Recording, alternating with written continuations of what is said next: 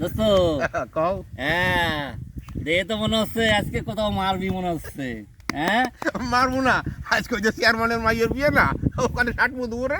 ও এই জন্যই মনে হয় তা দিচ্ছ না। সকালে তো খাই না, ধান্দা মারিয়ে চলি, দুপুরে এলে অটো দেওয়াতে তা দোস্ত আজকে কি আমার নিয়ে যাবি নাকি তোর সাথে? কসন খাতি তোরে চেনে, আমি তো বিরাট যে অটো দেওয়া তাই আমার। ও তুমি সারা দুনিয়ায় শুধু অটো দাওয়াত খাই বেড়াচ্ছ তাই না? যেদিন তুমি মানুষের পাল্লায় পড়বা তোমার পিঠে চামড়া উঠে দেবে রে। আমরা যাই যাক, পেট তো ঠিক থাক।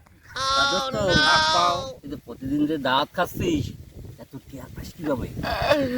সিস্টেম আছে হচ্ছে কি, আমি সকালে বাজারে যাইয়ে গোটের দোকানে ডেকোরেট দোকানে খোঁজ নেই যে মাল কনে যাচ্ছে, তাহলে আমি ক্লিয়ার হয়ে গেলাম যে আমার দাঁতটা কোন জায়গায়।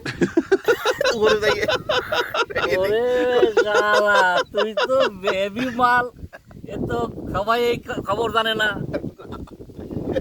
মাথা পেয়ে না। আচ্ছা দোস্ত হ্যাঁ কও।